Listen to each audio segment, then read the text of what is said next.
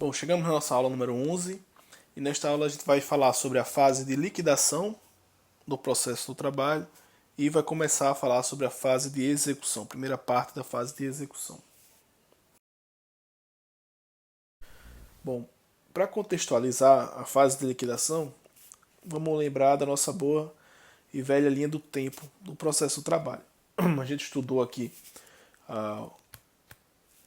até agora a fase de conhecimento.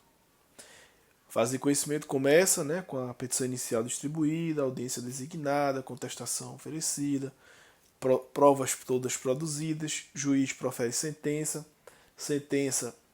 cabe recurso, a gente gestou os recursos, e quando não cabe mais recurso, o que acontece? Acontece o trânsito em julgado da sentença.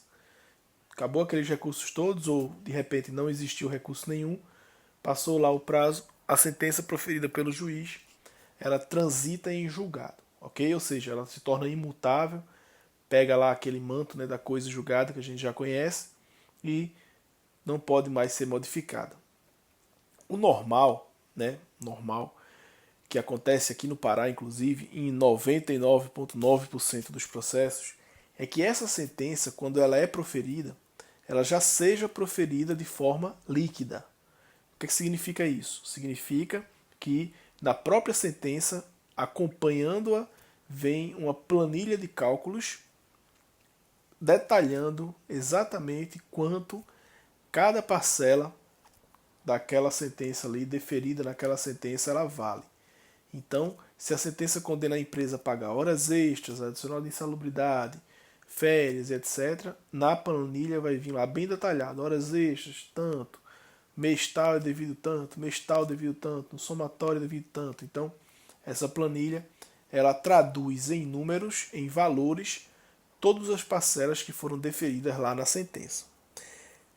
Então, é muito comum, absolutamente, é meta do tribunal, inclusive, quase 100% das sentenças proferidas aqui, elas são proferidas de forma líquida, sempre acompanha essa planilha. O que significa isso na prática? Significa que, aqui no Pará pelo menos, a fase de liquidação que a gente vai estudar agora, ela acaba se tornando um pedaço do processo do conhecimento. Então, quando você vai analisar uma sentença que você recebeu de um juiz, aqui no Pará pelo menos, você vai analisar a sentença, mas tem que analisar também o cálculo que acompanha essa sentença. Se por acaso, na sentença, foi deferida a parcela de um jeito, de uma determinada forma, de acordo com alguns parâmetros, e a planilha de cálculo, que é elaborada pelo calculista da vara, não observou estritamente esses parâmetros, você tem que discutir essa divergência já no seu recurso ou lá nos seus embargos de declaração, como a gente já viu. Não vai ser oportunizado a você a chance de discutir aquela conta novamente se ela já acompanhava a sentença de conhecimento no momento da prolação dessa decisão. Então é muito importante, quando analisar a sentença, analisar também os cálculos, verificar se os cálculos estão corretos, porque dessa forma a fase de liquidação não vai existir. Isso que a gente vai estudar agora simplesmente não vai existir. O processo vai sair do conhecimento direto para a execução. Por quê? Porque a gente já sabe o quanto já foi dito ali pelo juiz o an debeatur e também o quantum debeatur. Qual é o direito, quanto vale esse direito. Está tudo incluído já na própria sentença de conhecimento. E aí acaba virando matéria do recurso. Ok? Então esse alerta é muito importante, tá? Principalmente para quem for trabalhar aqui no Pará, que praticamente todas as sentenças são líquidas. Se a sentença saiu de forma líquida, se tem uma planilha de cálculo acompanhando ela, você tem que já no recurso ordinário, naquele momento ali no processo de conhecimento ainda, atacar também essa planilha, verificar se está tudo correto, se os parâmetros são utilizados pelo calculista estão corretos, para poder ter certeza que aquela conta ali reflete fielmente o que foi decidido na sentença, ok? Não é muito comum, por outro lado, que o acórdão do tribunal venha com a planilha de cálculo. Realmente ainda tem essa meta, de conseguir implantar essas decisões líquidas lá no tribunal. A gente não conseguiu ainda. Então, a maioria dos acórdãos ainda vem sem o cálculo. Significa o quê? Significa que nas sentenças em que houve a interposição de recurso e o processo foi levado para o tribunal, havendo provimento do recurso, ou seja, a sentença sendo alterada de qualquer forma, provavelmente não vai vir uma nova planilha de cálculo já no recurso, dizendo ali qual é o valor. O processo vai seguir o caminho normal dele, vai oportunamente transitar em julgado, e aí nesses casos em que a gente não sabe com precisão qual é o valor que a gente vai executar, aí sim vai ter lugar essa fase de liquidação que a gente vai estudar a partir de agora, ok? Então, quase sempre a sentença já vem com cálculo, mas quase sempre também o acórdão não vem com cálculo. Então, de uma maneira ou outra, quase sempre a gente vai ter também, aliás, em alguns casos a gente vai ter também essa fase de liquidação, tá bom? Vai ter também fase de liquidação quando o juiz ele percebe que a sentença dele, apesar de já ter os cálculos, ela foi proferida há muito tempo, né? Então ali está desatualizado o valor que foi apurado. E aí, nesses casos, também é normal que o juiz mande fazer a liquidação neste momento, né, após o trânsito em julgado, para que o valor seja atualizado antes de começar a execução. E aí, neste caso, também o processo, a fase de liquidação, ela tem lugar. Ok? Então, sempre que o acórdão não contiver os cálculos ou a sentença, mesmo tendo cálculo, tiver sido proferida há muito tempo, o juiz vai sim dar início à fase de liquidação. A fase de liquidação, como já dá para perceber, né, ela serve para a gente saber quanto vale o direito que foi constituído naquele título já transitado em julgado. O título exequendo, né, aquilo que você quer receber. Então, está lá o direito na sentença, mas quanto vale esse direito? É a fase de liquidação que vai dar essa resposta para a gente. Até então, né, até antes da reforma trabalhista, essa fase de liquidação ela era meio facultativa, assim, não existia um contraditório bem definido, não existia exatamente as etapas. Aí depois da reforma, mudou-se lá no artigo 879 um verbo, né? Em vez de ter lá como era antes poderá, a reforma alterou para deverá, e aí mudou de fato toda a fase de liquidação, deu realmente uma cara de fase processual para ela. Como é que é a fase de liquidação? Quando a sentença transita em julgado, e a gente vai ver depois isso com mais calma na execução, a parte, se for o caso, pediu para que o processo fosse executado, o juiz precisa saber quanto ele vai ter que executar. E aí ele vai determinar, tem alguns caminhos aqui na verdade, né? Ele pode determinar que o calculista da vara, o próprio calculista da vara, faça essa conta. Ele pode determinar que as partes apresentem os cálculos que entendem, né, corretos, no caso a parte exequente, no caso que vai promover a execução no futuro, ou ele pode também determinar que um perito auxiliar do juízo faça esses cálculos. Como aqui no Pará, né, falando da nossa realidade, 100% das varas tem uma função comissionada ocupada por um calculista, uma pessoa especializada em fazer essas contas trabalhistas, o normal, né, até por uma questão de economia, é que o processo seja encaminhado ao setor de cálculos, para que essa conta seja feita pela própria vara. Isso, obviamente, diminui os custos do processo, né, tanto das partes como com o perito, porque se fosse mandar para as partes, se ela tiver, de repente, precisasse contratar um contador, ou se fosse contratar um perito, alguém ia ter que pagar esse perito. Então, para evitar isso, como a União já remunera um servidor específico para fazer esses cálculos, o juiz, normalmente, quase sempre, determina que o próprio calculista da vara faça essa conta, né, faça essa atualização ou essa liquidação do título executivo. E aí, quando o juiz determina que o calculista faça isso e ele faz essa conta, após o calculista fazer a conta, ele vai submeter a conta à análise do juiz, o juiz vai conferir ali o cálculo que o calculista fez, ver se está tudo certo de acordo com o título, né, que transitou em julgado, e vai homologar aquele cálculo. Dessa decisão que homologa o cálculo, o juiz, obrigatoriamente, a partir da reforma, né, precisa dar vistas às partes para que elas se manifestem no prazo de 8 dias sobre essa conta. Então, havendo um novo cálculo no processo, após o trânsito em julgado, A reforma trabalhista aqui na nova redação do artigo 879, parágrafo 2º, né, obriga o juiz a conceder esse prazo para as partes. E aqui que foi a mudança, né? Antes era facultativo, o juiz poderia fazer isso, aí agora ele deve fazer isso. É obrigatório que haja a abertura desse prazo. Isso atrasou um pouco a nossa execução, porque antes o processo transitava em julgado, o calculista fazia a conta, a gente já começava a execução imediatamente. Aí agora, com esses entraves todos trazidos pela reforma, o processo transita em julgado, tem que ter um requerimento da parte pedindo execução, o processo tem que ir para o cálculo, depois do cálculo tem que dar esse prazo de 8 dias para as pessoas falarem sobre o cálculo. E aí sim, depois disso é que o processo pode começar, né, a ser executado. Então criou-se uma burocracia, mas a justificativa é que dessa forma o processo ele obedece de forma mais rigorosa ao contraditório, ampla defesa, enfim, a esses direitos fundamentais que a gente tem na nossa Constituição, ok? Então, o que orienta a fase de liquidação vai ser justamente esse artigo 879, com a nova redação, e basicamente é esse prazo de 8 dias aí que o juiz é obrigado a dar para as partes, para que elas se manifestem sobre o cálculo.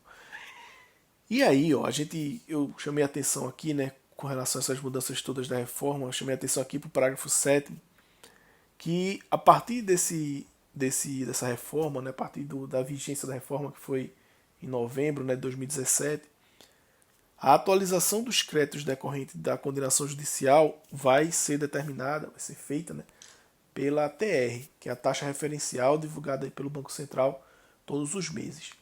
Isso é uma briga muito grande, tá? O STF tem decisão, inclusive, suspendendo todos os processos trabalhistas no Brasil que discuta essa taxa de atualização. Por quê? Porque houve uma decisão mais antiga do STF dizendo que, com relação aos créditos devidos pelo poder público, seria aplicada o índice do IPCA, que é o índice que mede a inflação, né, ao consumidor no Brasil. O TST, com base nessa decisão do STF, resolveu estender os efeitos dessa decisão para as execuções trabalhistas também. Então, em regra, as execuções trabalhistas também deveriam ser atualizadas por esse índice IPCA, que é bem mais alto do que a TR que o Banco Central determina. Porém, o STF depois voltou atrás e chegou à conclusão que essa decisão dele não alcançava as decisões trabalhistas, somente decisões contra a fazenda pública. E aí ficou nessa discussão, veio a reforma, né, depois disso, dizendo de fato que seria a TR que seria utilizada, mas há um debate sobre, especialmente, os créditos anteriores a novembro de 2017, se utiliza a TR ou se utiliza o IPCA. Então, como decisão do Supremo, todos os processos que estão sendo discutidos isso estão suspensos, até que o Supremo dê a palavra final sobre esse assunto, né, sobre essa discussão que foi provocada aí pelo TST. E, enquanto isso, vai se aplicando a TR, principalmente com relação aos créditos constituídos depois de novembro de 2017. Tá bom? Então, essa é a nossa fase de liquidação. Tá? Ela serve para quê? Para eu conseguir ter certeza sobre o valor que eu vou executar referente àquele título judicial transitado em julgado. Tá? Transita em julgado a sentença, começa a fase de liquidação, se for necessária, termina a fase de liquidação com o valor referente àquela sentença transitada em julgado. Aí sim eu posso começar a próxima fase que a gente vai estudar agora, que é a fase de execução. Bom, agora que a gente começa de fato a parte mais importante do processo, que é a execução. Essa parte, apesar de ser a parte mais importante, a fase mais importante, ela simplesmente não deveria existir. Por que não deveria existir? Porque num país civilizado, né, o que é que deveria acontecer? Deveriam as pessoas cumprirem voluntariamente as decisões proferidas pelo Poder Judiciário. Então, se o Poder Judiciário é o poder constituído, né, para dizer o direito, para dizer quem está com a razão, uma vez que esse poder diz o direito, ou seja, determina ali quem está com a razão, primeira ideia de civilidade indica que essa decisão deveria ser prontamente cumprida, voluntariamente cumprida. A pessoa, sabendo da sua obrigação por advinda, né, dessa decisão do Poder Judiciário, ela prontamente deveria dar, de fato, a efetividade dessa decisão e cumpri-la. Né? Então esse é o mundo ideal. E não é tão ideal assim porque isso acontece em vários países. Né? Eu já vi palestrantes falando que em outros países, Alemanha, né, por exemplo, não faz sentido nenhum essa fase de execução que a gente tem aqui no Brasil. Simplesmente não existe. Por quê? Porque as decisões lá são cumpridas. Quando há condenação, a parte vai e cumpre o que foi determinado pelo Poder Judiciário. No Brasil, infelizmente, não é assim. Mesmo quando a gente está falando de empresas sólidas, empresas solventes, né, que têm dinheiro, né, quando ela recebe uma decisão dessa do Poder Judiciário, ela simplesmente fica quietinha, fica parada, sei lá, imaginando que o processo vai ser esquecido, né? Mas em vez dela se mexer e pagar e resolver lá cumprir a decisão que foi proferida contra ela pelo Poder Judiciário, fica quieta, e aí a gente tem que movimentar todo um aparato estatal para fazer com que aquela decisão proferida seja de fato cumprida. Tá? Então o objetivo da fase de execução é cumprir a decisão judicial transitada em julgado. Ok? Então, ó, o requisito para eu ter uma execução definitiva é um título judicial transitado em julgado, contra o qual não cabe mais recurso, ou um título extrajudicial, um título executivo extrajudicial, que também pode ser executado aqui a partir da fase de execução. Ok? Então, ó, a execução ela vai estar regulamentada aqui na CLT também, a partir do artigo 876, com a ressalva de que para as matérias, né, os temas em que a CLT não trata, a própria CLT já disse, né, que vai ser de aplicação subsidiária, supletiva, a Lei de Execuções Fiscais e também o CPC, né, que é o normal. Então, sempre que a gente precisar tratar algum assunto na execução trabalhista não contemplado pela CLT, que são muitos assuntos, tá? Porque a execução na CLT ela é bem resumida, a gente vai socorrer aqui do CPC e também da Lei de Execuções Fiscais, ok?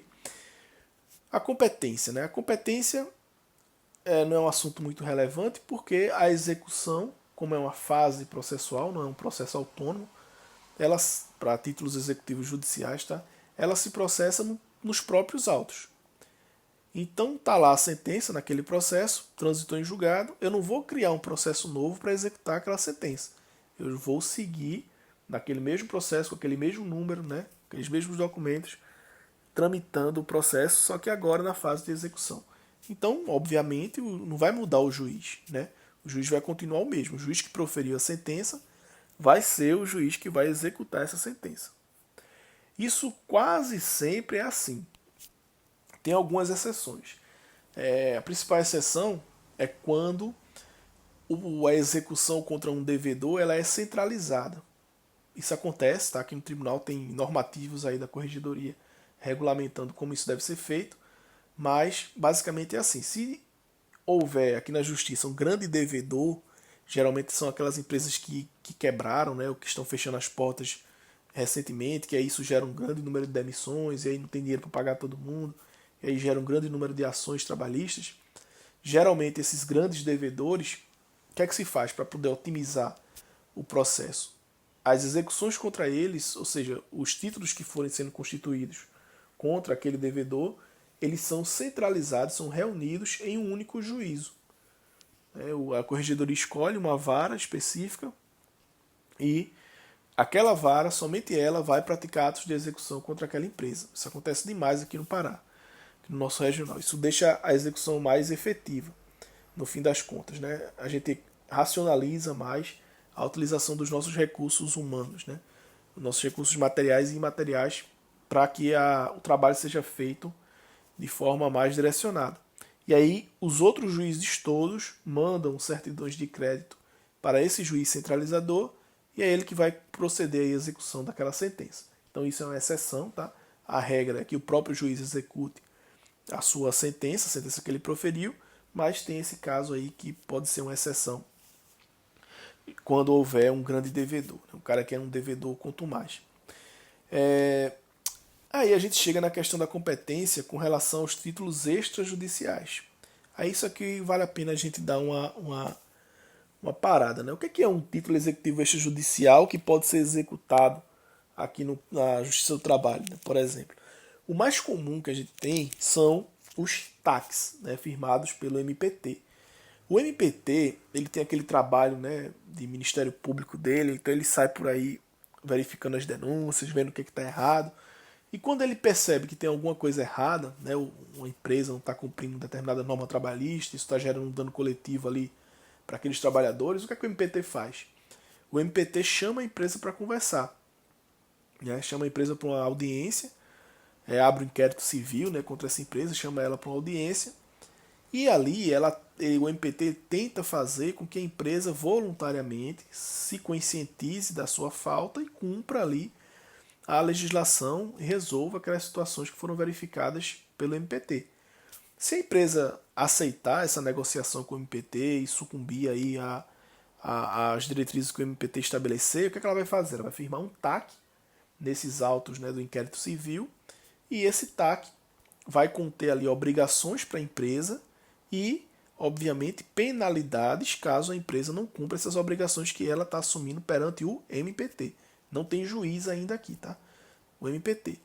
E aí o MPT vai acompanhar, né, o cumprimento desse TAC. Se por acaso o MPT perceber, né, ou ficar sabendo que a empresa está descumprindo as obrigações que ela própria disse que ia cumprir, o MPT pode fazer o quê? Ele pode executar esse TAC. Pode executar esse termo de ajustamento de conduta que a empresa firmou perante ele. E, neste caso, o que acontece? O processo, quando entra na justiça, né, o MPT não tem competência para executar ninguém, né, que ele não é órgão judicial, ele precisa do juiz para isso. Então, quando esse TAC, né, essa execução de TAC entra no Poder Judiciário Trabalhista, ele não vai entrar mais na fase do conhecimento. Por quê? Porque a empresa já reconheceu o débito. A empresa já disse para o MPT que está certo, a crítica do MPT, ela não estava cumprindo a norma, ela se comprometeu a passar a cumprir a norma, só que esse compromisso é um compromisso vazio, ela não cumpriu esse compromisso. Então, não precisa mais discutir o mérito dessa ação, né, desse direito. A empresa já disse que não cumpria determinada norma trabalhista, já disse perante o MPT. E aí, por isso que foi firmado o TAC. E nesse caso, o MPT, quando ajuiza essa execução, já ajuiza, obviamente, na fase de execução. O processo já entra na fase de execução. E aí são os casos, né, em que a gente tem execução de título executivo extrajudicial, porque o TAC ele é um título executivo extrajudicial. Ok? Nesse caso, o processo já começa na fase de execução. Qual seria o outro caso? O outro caso seria quando o MPT, lá no inquérito civil, chamou a empresa para conversar, para expor os problemas e pedir solução, a empresa simplesmente disse que não reconhecia nenhum problema, que estava fazendo tudo certo. Isso acontece. E aí o MPT, com convicção, né, de que a empresa não está fazendo corretamente, está fazendo errado, ou diante, sei lá, da recalcitrância da empresa em comparecer ao MPT, ou em conciliar, ou resolver o problema administrativamente, o MPT, o que é que vai fazer? Vai propor uma ação civil pública contra aquela empresa. Veja que aqui, neste caso, a empresa não reconheceu o direito que o MPT está dizendo que foi violado. Ela não reconheceu isso, né? E então, o MPT, antes de executar qualquer coisa, precisa o quê? Precisa de um título reconhecendo essa falta da empresa. E aí, como não veio de forma extrajudicial, por meio do TAC, o MPT espera que venha de forma judicial por meio da ação civil pública. E perceba que quando ele entra com a ação civil pública, o processo entra no conhecimento. Aí vai ter prazo para contestação, vai ter audiência, vai ter prova, vai ter sentença, vai ter recurso, vai ter tudo isso que a gente já estudou na ação civil pública. No final, se o MPT for vitorioso na demanda, vai ter um título, agora sim, título executivo judicial contra aquela empresa, e aí esse título vai entrar aqui na fase de execução, no próprio processo, claro, né? Os próprios autos do processo originário. Mas perceba a diferença. Um entrou na fase de conhecimento, lá no início, né? Que é a ação civil pública, e o TAC já entra, pula todas essas etapas e já entra aqui na fase de execução, que a gente vai estudar agora. E aí, ó, eu falei isso tudo para quê? Para dizer que a competência para executar esse TAC, né, que já entra na fase de execução, vai ser do mesmo juízo que teria competência para analisar aquela matéria no conhecimento. Então, o juiz que seria competente para analisar a ação coletiva, a ação civil pública do MPT, vai ser o juiz que vai ter competência para analisar essa execução. Então, caso concreto, né, o MPT descobre que uma empresa lá em Parauapebas está cometendo alguma violação de direito trabalhista. A empresa chama a empresa para conversar, a empresa firma um TAC com o MPT. A empresa não cumpre o TAC, o MPT vai executar esse TAC. Qual é a competência? Qual o juízo competente para executar esse TAC? É o juízo de Parauapebas, porque a empresa presta serviços, desenvolve suas atividades em Parauapebas. E seria lá que o MPT ajuizaria a ação civil pública caso esse TAC não tivesse sido firmado. Ok? Isso é importante porque tem menos MPT do que Justiça do Trabalho. Aqui na nossa região, a gente tem um MPT apenas, que fica aqui em Marabá, para cuidar de todo o sul e sudeste paraense. Então, o MPT que cuida de Parauapebas é o mesmo aqui de Marabá. Então, de repente, a gente poderia imaginar que ele podia entrar com a ação de execução de TAC aqui em Marabá, mas não pode. Teria que ser lá em Parauapebas. A título de curiosidade, né, só tem 3 procuradorias aqui no Pará. Marabá, Santarém e Belém. Então, somente 3 para cuidar do Pará todo. Né? Então, é muita coisa, realmente. Então, dito isso sobre a competência, a gente vai, de fato, ver como é que se começa uma execução. E aí a gente tem uma inovação, né, uma inovação importante aí trazida pela reforma trabalhista, nesse artigo 878. O 878, a redação dele foi alterada, né, pela reforma, porque antes essa execução, essa fase de execução, ela era promovida, iniciada e promovida de ofício pelo juiz. A parte não precisava fazer nada, absolutamente nada, que o processo ia sair do conhecimento e ia entrar na fase de execução e ia continuar. Tudo por pulso oficial do juiz. Porém, com a reforma e a nova redação aqui do artigo 878, a execução ela é promovida pelas partes. Tá? Então, o juiz agora ele não pode começar a execução da cabeça dele. Transitou em julgado, o que é que faz? Tem que intimar as partes para requerer o que tem de direito. O juiz ele não pode, já transitou em julgado, começar a execução como era feito antes. Né? Exceto nos casos em que o trabalhador esteja desacompanhado de advogado. Quando for jus postulante, que a gente já viu que é possível, né? Aí sim o juiz pode dar início e dar andamento à execução de forma oficiosa, né? Sem precisar de requerimento das partes. Mas quando tem advogado, é o advogado que vai ter que pedir agora o início dos atos executórios. Tá bom? Então essa é uma importante alteração legislativa que veio com a reforma trabalhista e alterou aqui o artigo 878 da CLT, tá bom? E aí, para terminar aqui esse slide, vou só falar um pouquinho sobre a execução provisória. Veja, eu falei para vocês que um dos requisitos para se ter uma execução seria um título judicial transitado em julgado ou um título extrajudicial.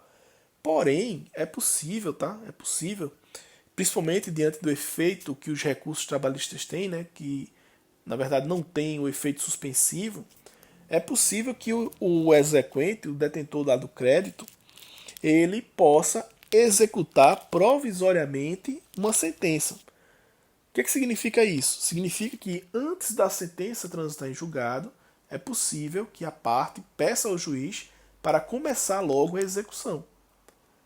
Então, veja, saiu a sentença, a empresa que foi condenada recorreu, o processo vai para onde? Vai para o tribunal para ser julgado lá.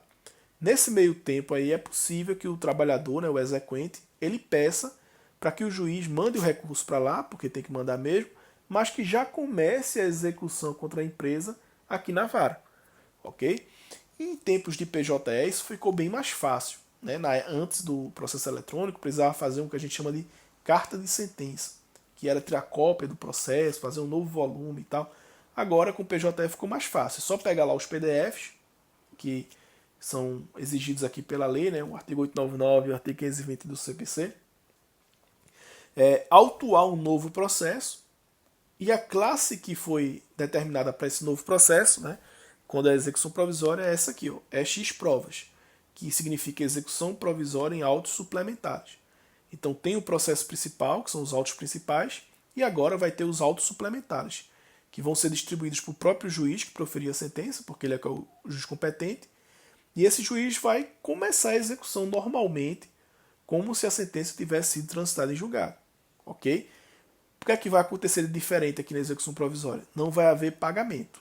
A única coisa que o juiz não pode fazer é pagar. Né? Quando o juiz conseguir pegar o dinheiro todo que está sendo devido ali naquele processo, ele vai parar a execução e vai aguardar o trânsito em julgado do processo principal. É isso que significa o recurso trabalhista não ter efeito suspensivo. Né? Não ter efeito suspensivo justamente porque é possível essa execução provisória aí até a penhora, né? Até que o dinheiro esteja todo no processo, independentemente do trânsito em julgado da sentença. Quando é que o advogado faz isso? Né? Ou quando ele deve fazer isso? É quando tem aqueles casos que a empresa não está muito bem das pernas. Né? Ele já sabe ali que vai ter dificuldade, que a empresa está queimando caixa, está acabando com o patrimônio dela, muitos credores. Né? Então, nesses casos, é recomendável que comece logo a execução. Por quê? Porque se for esperar o julgamento do recurso, pode ser que lá na frente, quando se for procurar coisa da empresa, não tenha mais nada. Né? Então, começando a execução logo, pelo menos já garante ali a execução daquele trabalhador, o pagamento daquele trabalhador. Tá? Então, se souber que a empresa está ruim das pernas, é muito recomendável que se entre logo com o processo de execução provisória, os autos suplementares, né, de execução provisória, para que o juiz possa garantir aquela execução. Ok? Quando é que não vai ser cabível a execução provisória? Quando o próprio processo principal já estiver garantido. Lembra que eu falei que para recorrer tem que pagar a execução, pagar a condenação? Se esse valor da condenação for abaixo daquele limite lá do TST, pronto, não tem mais o que fazer, né? A execução já está garantida. Quando o processo transitar em julgado, que descer, é só pegar aquele dinheiro ali e pagar para o trabalhador, porque a empresa já pagou a condenação por ocasião do recurso. Mas, obviamente, isso só acontece quando o valor da condenação é menor do que o valor do teto do depósito recursal que o TST estabelece. Ok? Então, nesses casos aí, é que não pode entrar com execução provisória, porque, obviamente, o processo já está totalmente garantido lá no processo principal por meio do depósito recursal. Ok? Antes da gente começar a falar especificamente sobre a fase de execução, eu queria destacar duas situações muito comuns, infelizmente, que alteram aí o jeito que a execução vai seguir. Né? São as exceções aqui ao nosso procedimento de execução, que é a execução contra a massa falida e contra a empresa em recuperação judicial. Isso aqui é muito importante, tá? Porque mais e mais as empresas ou realmente têm falido ou têm se socorrido aí da lei de recuperação judicial para ganhar um fôlego aí, ou uma sobrevida, né, como se fala, para continuar existindo, né? E isso tem implicações muito sérias aqui na execução trabalhista, tá bom?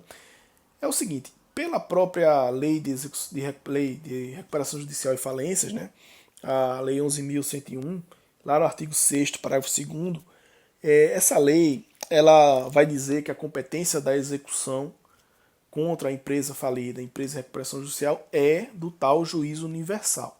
Né? Ou seja, o juiz que está cuidando do processo de recuperação, do processo de falência. É dele competência universal, né, como fala, para qualquer ato executório com relação a essa pessoa jurídica ali que está nessa situação especial. Porém, esse artigo 6º, parágrafo 2º, vai dizer que a Justiça do Trabalho ela vai ser competente para continuar o processo, né, para gerir, para processar a fase de conhecimento normalmente, seguir com o processo até a aprovação da sentença, analisar os recursos que existirem com relação a essa sentença, fazer a fase de liquidação dessa sentença, mas vai parar exatamente quando esse crédito for de fato apurado.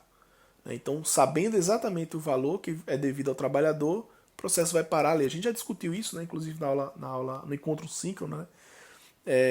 Você já sabe, o processo vai parar ali na hora que o juiz do trabalho apura o cálculo. Né? Ele fez a conta, deu aquele prazo de 8 dias para as partes, passou o prazo, apurou o valor lá na planilha de cálculo, acabou a competência do juiz do trabalho. O que é que vai acontecer a partir daí? Né? Tem duas situações, tá? Se eu estiver falando de um processo em massa falida, a empresa quebrou, né? Quebrou mesmo, já está decretada a falência dela. Quem tem que ser citado, né, sobre esse processo é o administrador judicial da empresa, da massa falida, né? O antigo síndico, né, que chamava. Então, esse cara ele tem que fazer parte do processo. Ele tem que ser chamado para poder tomar ciência do processo e, de fato, incluir ali aquele crédito lá no rol de credores que aquela empresa tem. Se não é muito comum, tá? Contra a empresa falida. Normal mesmo é o que eu vou falar agora. Se a empresa tiver em recuperação judicial, a empresa ainda detém capacidade processual para estar em juízo. Então, quem participa do processo é ela, não é o administrador judicial, é ela. Tá? Então, é ela, com o advogado dela, que vai fazer parte do processo. Quando o juiz apura o crédito lá na recuperação judicial, contra uma empresa que tem recuperação judicial, o juiz ele faz uma certidão de habilitação de crédito e não é trabalho do juiz mandar essa certidão lá para o juiz universal. A certidão ela vai ficar disponível no processo, a parte tem que ir lá, pegar essa certidão e procurar o administrador judicial para habilitar o seu crédito lá no quadro geral de credores dessa empresa que está em recuperação judicial. Ok? Então, o juiz ele não vai mandar o crédito lá para o juiz universal. Não vai mandar a informação de que a empresa X deve, sei lá, tantos mil para o reclamante. Não vai fazer isso. Quem tem que fazer isso é o próprio exequente. Tá? E aí, pela lei, né, a gente já discutiu isso, pela lei, essa execução nossa aqui na Justiça do Trabalho ficaria parada por 180 dias. Após isso, não tendo notícia do pagamento do valor ao trabalhador lá pelo juiz universal, a execução aqui poderia prosseguir. Porém, o STJ tem entendimento pacífico e reiterado de que, mesmo nesses casos em que passou o prazo de 180 dias, a competência para qualquer ato executório permanece com o juiz universal. Então o juiz de trabalho ele fica realmente de mãos atadas para prosseguir com a execução com relação à empresa em recuperação judicial, mesmo passando esse prazo de 180 dias. Tá bom? Então isso é muito importante. E aí, acabou? Tem mais o que fazer? Não, tem o que fazer. Apesar disso, né, apesar do TST também confirmar essa jurisprudência do STJ de que não é nossa competência, o próprio TST tem jurisprudência pacífica também de que é possível, diante de uma situação de inadimplência por recuperação judicial, em observância lá à teoria menor da personalidade jurídica, essa empresa, né, essa personalidade jurídica ser desconsiderada para que se execute os sócios daquela empresa que está em recuperação judicial. Então, preste atenção como é que é a execução aqui contra a empresa em recuperação judicial. O juiz vai apurar o crédito, vai fazer a certidão de crédito, você vai pegar a certidão de crédito, vai falar lá com o administrador judicial para habilitar aquele crédito, mas vai voltar no nosso processo e vai pedir para que a execução se volte contra os sócios dessa empresa, ou seja, vai pedir a instauração do IDPJ, que é o incidente de desconsideração da personalidade jurídica. Por quê? Né? Porque o TST entende que, diante do quadro de recuperação judicial, fica caracterizada a insolvência da empresa, e essa insolvência da empresa, de acordo com a teoria menor, dá espaço para desconsideração. E aí eu vou poder atacar o patrimônio dos sócios para poder entregar aquela prestação jurisdicional ali que foi determinada na sentença. Ok? Então, execução contra empresa de recuperação judicial, manda certidão de crédito para o administrador, depois pede para instaurar o IDPJ com relação aos sócios. O procedimento do DPJ a gente vai ver na próxima aula, tá? Mas inicialmente é isso. E aí, ó, feita essa ressalva, né, dessa exceção com relação à empresa em recuperação judicial e falida, a gente vai começar de fato os procedimentos aqui da execução. A execução ela começa com um ato judicial chamado citação, né? É o único lugar da CLT que ele fala em citação. Todos os outros momentos, né, inclusive no processo do conhecimento, ele usa a expressão notificação. Então a empresa, por exemplo, ela é notificada para comparecer à audiência e apresentar defesa. Mas aqui na execução, a expressão que a CLT usou foi citação. Tá? Ela é citada para quê? Citada para pagar. Qual é o prazo que a empresa tem para pagar, de acordo com o artigo 880? 48 horas. Então, como é que fica o nosso procedimento aqui, nossa linha do tempo, por enquanto? Petição inicial, defesa, provas, sentença. Recursos, se houver. Terminou os recursos, a sentença transita em julgado. Transita em julgado, se tiver fase de liquidação, liquida, dá o prazo de 8 dias, apura o valor, e neste momento, havendo pedido, né, de execução, que o trabalhador tem que fazer agora, o juiz vai fazer o quê? Vai citar o devedor para que pague aquele valor ali, que foi apurado na liquidação, em 48 horas, ok? Isso é o que diz aí o artigo 880 da CLT. O devedor ele pode pagar ou ele pode garantir a execução, dependendo aí do caso, né? Que a gente vai ver depois os caminhos que são possíveis na próxima aula. Mas a ordem que o juiz vai dar para ele é que ele faça alguma coisa em 48 horas, com relação àquele débito ali que foi apurado, ok? Isso é o que diz a lei, tá bom? Aqui na nossa região, no Pará, né, o nosso tribunal, é comum, tá? É comum, e em outros lugares também, o juiz já fixar na própria sentença de conhecimento prazos e condições diversas dessa regra do artigo 880 para que essa sentença seja cumprida. Então preste muita atenção nisso, tá? Porque apesar da lei, no artigo 880, dizer que o procedimento geral de execução é a expedição de mandado de citação para pagar em 48 horas, a própria sentença de conhecimento pode estabelecer um rito diverso. Com base em que os juízes fazem isso? Com base justamente no artigo 832 da CLT, que lá no seu parágrafo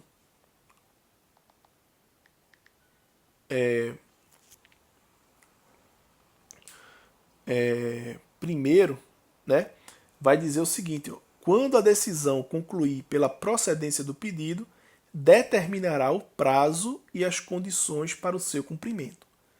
Então veja, né, a CLT tem uma regra para execução, que é pagar em 48 horas, expedir mandado de citação para pagar em 48 horas, mas a própria CLT, aqui no artigo 832, que ainda é sobre a sentença de conhecimento, não é sobre execução especificamente, diz que essa decisão ela pode, né, determinar prazos e condições para o seu cumprimento.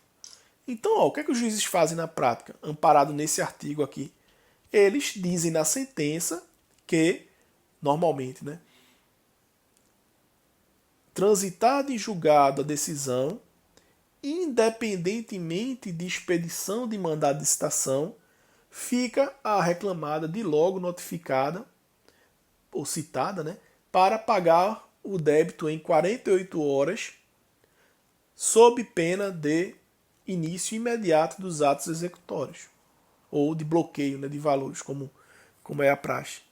Então vê que negócio estranho, né? A CLT diz que o juiz deve citar o devedor para pagar ou garantir a execução em 48 horas, mas a própria CLT diz que a sentença pode dizer diferente. E normalmente as sentenças dizem diferente, tá? E dizem como? Dizem no sentido de dispensar essa citação. Então, ó, na prática, pelo menos aqui na nossa vara, né, com as sentenças que a nossa juíza profere, quando apura o valor do cálculo, lá que passa lá os 8 dias, que ninguém fala nada sobre o cálculo, e se também a empresa não pagar, não se manifestar, o que acontece? Ela já começa a execução fazendo uma ordem de bloqueio de valores contra o devedor. Ela não expede o mandado de citação. Por quê? Porque na própria sentença de conhecimento que ela está executando, diz que esse mandado vai ser dispensado. Ok? Porque o próprio devedor já está ciente que ele deve. Então, não faz sentido fazer um mandado de citação para uma pessoa que está ciente que deve. O mandado de citação faz sentido quando? Quando tem o título extrajudicial. Aí faz sentido. Não teve processo de conhecimento, faz sentido ter uma citação. Mas, num processo que já teve toda uma fase de conhecimento, de repente já teve até recurso, já tem um valor ali apurado, o devedor sabe que deve, o devedor sabe que tem que pagar. Se ele não paga, esse mandado de citação acaba sendo somente uma burocracia que é dispensada com base nesse artigo 832 da CLT. Ah, mas eu acho que isso é injusto, está errado. Ok, o que é que você tem que fazer? Você tem que entrar com um recurso ordinário contra a sentença lá atrás. Então você leu a sentença toda e viu que tem um capítulo da sentença que fala nisso, cumprimento da sentença, fala nessa história de não ter citação, de fazer bloqueio imediato, essas coisas, e você não concorda com isso, ok. O que é que você faz? Entra com recurso ordinário, lá no processo do conhecimento. E aí o tribunal vai analisar essa questão. Tá? Com relação a isso, o nosso tribunal aqui tem uma súmula, né, dizendo que é possível fazer isso que os juízes fazem, mas mesmo tendo a súmula, ainda tem muita divergência nas próprias turmas aqui do tribunal sobre isso. E o TST, toda decisão que chega lá, praticamente eles reformam para que siga o 880. Eles não deixam fazer o que os juízes daqui fazem, tá? O entendimento do TST. Mas os juízes aqui continuam fazendo. Então é muito importante, se você não concordar com esse entendimento, né, você é advogado da empresa, tem que fazer o quê? Tem que entrar com recurso ordinário, tem que discutir essa questão lá no processo do conhecimento. É até melhor, porque aí você tem mais recursos para fazer isso. Né? O recurso ordinário ele tem aquele efeito devolutivo em profundidade, então a discussão ela pode se arrastar, pode ser bastante profunda com relação a essa matéria. Mas, repito, deve ser feito na fase do conhecimento. Se você não observou isso, deixou a sentença transitar em julgado com essa condição lá de cumprimento, é isso que vai valer para a execução. Não tem mais como discutir isso agora no processo de execução, porque aqui a gente só vai fazer cumprir uma sentença que transitou em julgado. Ok? Então, o primeiro ponto interessante e importante aqui para ficar atento na execução é isso. É logo no começo. A execução é complicado, né? Então já começa complicado. A CLT manda fazer a citação em 48 horas, então tem que ir uma cartinha, um oficial de justiça na empresa, avisar ela que ela está devendo, que ela tem que pagar em 48 horas, mas se a sentença de conhecimento disser de forma diferente, dispuser de forma diferente, e geralmente dispõe, geralmente dispensa essa citação e geralmente diz que vai fazer logo o bloqueio se ela não pagar em 48 horas do trânsito em julgado, a execução vai começar de um outro jeito.